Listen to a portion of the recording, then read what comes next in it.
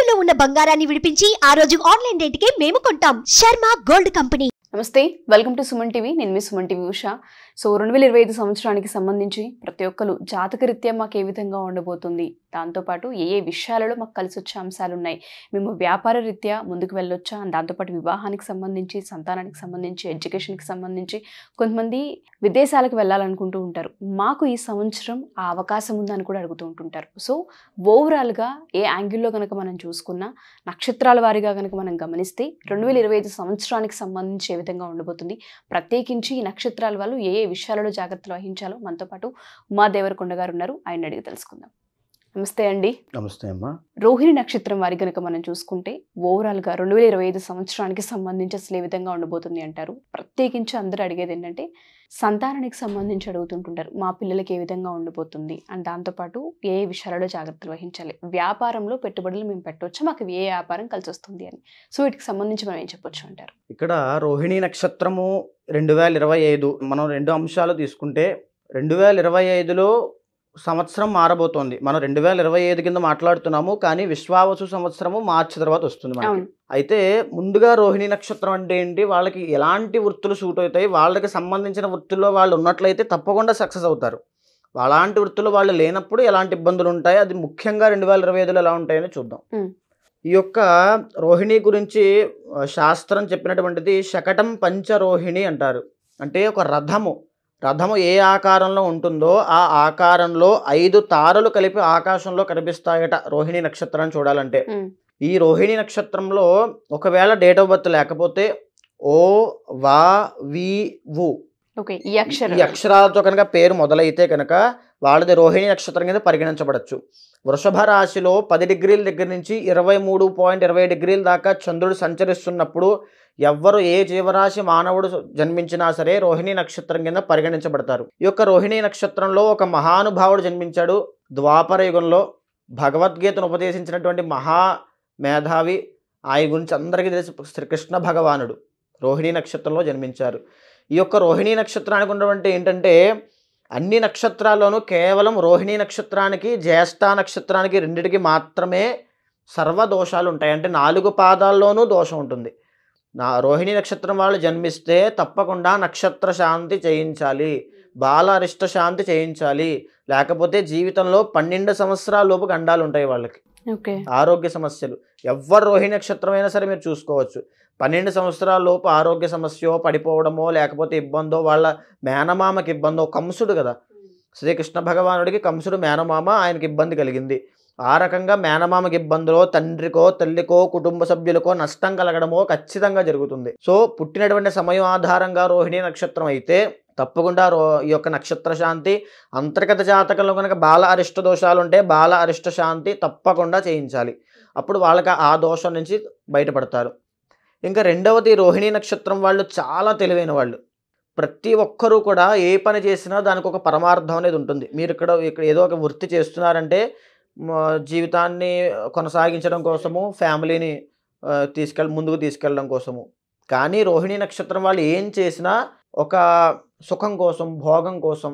అంటే వాళ్ళు ఎప్పుడూ కూడా, రోహిణి నక్షత్రము చంద్రుడి యొక్క నక్షత్రము, ప్రజాపతి అధిపతి. అంటే వాళ్ళు ఎప్పుడు ఏం చేసినా సరే ఒక రకమైనటువంటి ఎంజాయ్ అనేది ఉంటుంది. ఇంకెలా చెప్పాలంటే ఎప్పుడూ ఆడుతూ పాడుతూ జీవించేస్తుంటారు. చాలామందికి 100 ప్రాబ్లమ్స్ ఉంటాయి, తలనిండా అప్పులు ఉంటాయి, ఏం చేయాలో తెలియదు, కానీ వాళ్ళు మొత్తం నవ్వుతూ ఉంటారు. అదే ఈ రోహిణి నక్షత్రం వాళ్ళు. ఎన్ని ప్రాబ్లమ్స్ ఉన్నా ఏ ఇబ్బంది లేకుండా బతికేస్తారు వీళ్ళు. అయితే వీళ్ళకి కష్టపడినా కష్టపడకపోయినా జాతకంలో అదృష్టం అనేది వెంటనే టకటక వస్తూ ఉంటుంది.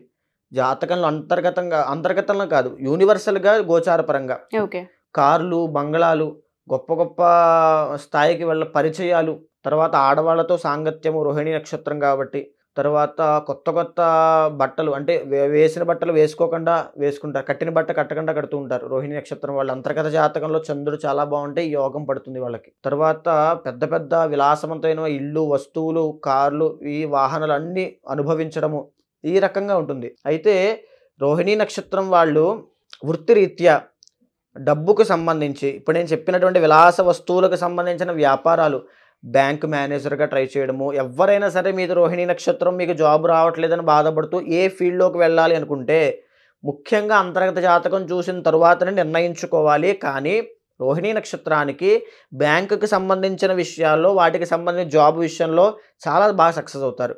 బ్యాంక్, ఫండ్ మేనేజర్, తర్వాత లోన్ అప్రూవ్ చేసేటువంటి ఆఫీసర్లు, ఫైనాన్షియర్లు, వడ్డీ వ్యాపారం చేసేవాళ్ళు, మ్యూజిషియన్స్, ఆర్టిస్టులు, సింగర్స్. తర్వాత ఇంకా రోహిణీ నక్షత్రానికి వచ్చేసి టెక్స్టైల్ బిజినెస్ అండి, అంటే బట్టల వ్యాపారం, కాస్ట్లీ బట్టల వ్యాపారం, గార్మెంట్స్, తర్వాత కన్స్ట్రక్షన్ ఫీల్డ్, తర్వాత వచ్చేసి అగ్రికల్చర్ అండి. ఒక 10 ఎకరాలు 30 ఎకరాలు కౌలు చేసి బతికేస్తుంటారు, కోట్లు సంపాదిస్తుంటారు వాళ్ళు. ఆ రకమైనటువంటి యోగం కూడా రోహిణీ నక్షత్రం వాళ్ళకి తొందరగా సిద్ధిస్తుంది. వీళ్ళు ఏ చిన్న ప్రయత్నం చేసినా వెంటనే అదృష్టం కలిసి వస్తూ ఉంటుంది రోహిణీ నక్షత్రం వాళ్ళకి. వ్యాపార పరంగా చూసుకున్నట్లయితే వైన్ షాప్స్, మద్యం వ్యాపారము, రెస్టారెంట్స్, బార్స్, ఇవన్నీ కూడా చంద్రుడికి, లిక్విడ్స్, ఆక్వా, లేకపోతే cool drinks, ice creams, dairy products, పశువులకు సంబంధించినవన్నీ కూడా పాలు, పాల వ్యాపారము, పెరుగుకు సంబంధించిన ప్రతిదీ కూడా వీళ్ళకి బ్రహ్మాండంగా కలిసి వస్తాయి. కానీ అంతర్గత జాతకంలో కూడా చూసుకోవాలి. దశాంశ చక్రంలో కనుక చంద్రుడు బాగోకపోతే మీరు చేశాక నష్టపోతారు. ఇంత కోట్లు వచ్చే వృత్తిలో చెప్పబడినప్పటికీ కూడా దశాంశ చక్రంలోనూ మీ యొక్క అంతర్గత జాతకంలోనూ కూడా అవి యోగాలు ఉండాలి, అప్పుడే కలిసి వస్తుంది. అయితే ముఖ్యంగా ఈ యొక్క రోహిణీ నక్షత్రంలో జన్మించిన ఆడవాళ్ళకి బ్రెస్ట్ క్యాన్సర్లు, బ్లడ్ క్యాన్సర్ అనేది చెప్పబడింది. రోహిణీ నక్షత్రానికి ఈ దోషం ఉంటుంది.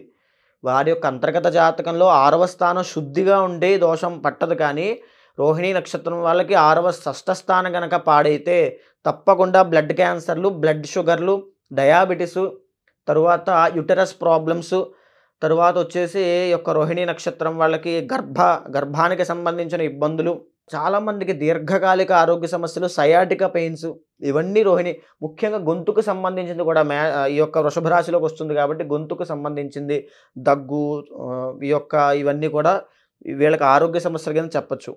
అయితే రాబోయేటువంటి 2025వ సంవత్సరంలో కంటక శని నుంచి బయటపడబోతున్నారు. ఇప్పటిదాకా బాధ పెట్టినటువంటి కంటక శని నుంచి రోహిణి నక్షత్రం వాళ్ళు మార్చి 30 తర్వాత నుంచి బయట వస్తున్నారు. వచ్చిన తర్వాత వృత్తిపరంగా మీకు ఒక గ్రోత్ కనబడుతుంది తప్పకుండా.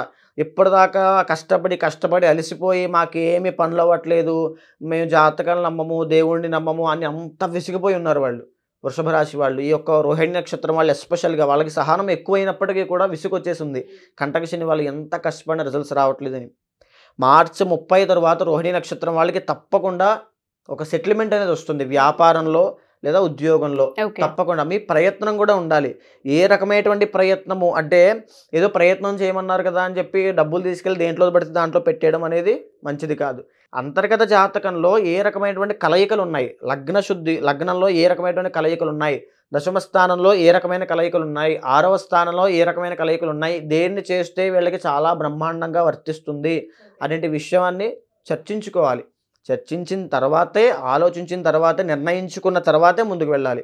సో 2025లో గొప్ప అవకాశాలు అనేవి మార్చి, ఏప్రిల్ తర్వాత నుంచి వీళ్ళకి అందుతాయి. ఓకే, సో ఓవరాల్గా మనం చూసుకుంటే ఏప్రిల్, మే ఈ 2 నెలలు అయితే బాగున్నాయని చెప్పొచ్చు అంటారు రోహిణి నక్షత్రం వారికి. థ్యాంక్ యూ అండి, థ్యాంక్ యూ సో మచ్. నమస్తే. సో ఎవరైనా సరే మా ఈ వీడియో కనుక చూస్తూ ఉంటే, మీరు కనుక నక్షత్రాలు కనుక వీడియోస్ చూస్తుంటే మీకు అర్థమవుతూ ఉంటుంది కొంతవరకు 50% ఏ విధంగా ఉంటుంది ఈ నక్షత్రాల వాళ్ళకని ఉమాదేవరకొండ గారు మీకు ఎక్స్ప్లెయిన్ చేశారు. అండ్ అంతర్గత జాతకం మీద మిగతాది డిపెండ్ అయి ఉంటుంది. ఎవరైనా సరే మా ఈ వీడియోస్ చూసిన తర్వాత మీరు ఒకసారి కన్సల్ట్ అవ్వాలి అనుకున్నా, అపాయింట్మెంట్ తీసుకోవాలి అనుకున్నా, నూతన సంవత్సరానికి సంబంధించి వ్యాపారాన్ని మొదలు పెట్టాలి అనుకుంటున్నాము, లేదంటే ఉద్యోగంలో మారాలి అనుకుంటున్నాము, లేదంటే ట్రాన్స్ఫర్ ఉంది మాకు అని మాట్లాడుతూ ఉంటుంటారు. ఇవన్నీ కలిసి వచ్చే అంశాలా కాదా, మాకు ఏ విధంగా ముందుకు వెళ్తే మంచిది, ఆర్థికంగా మేము బలపడతామా లేదన్న వాటిపైన మీకు కనుక వివరణ కావాలి అనుకుంటే కింద స్క్రోల్ అవుతున్న కాంటాక్ట్ నెంబర్ని కాంటాక్ట్ చేయొచ్చు. Thank you.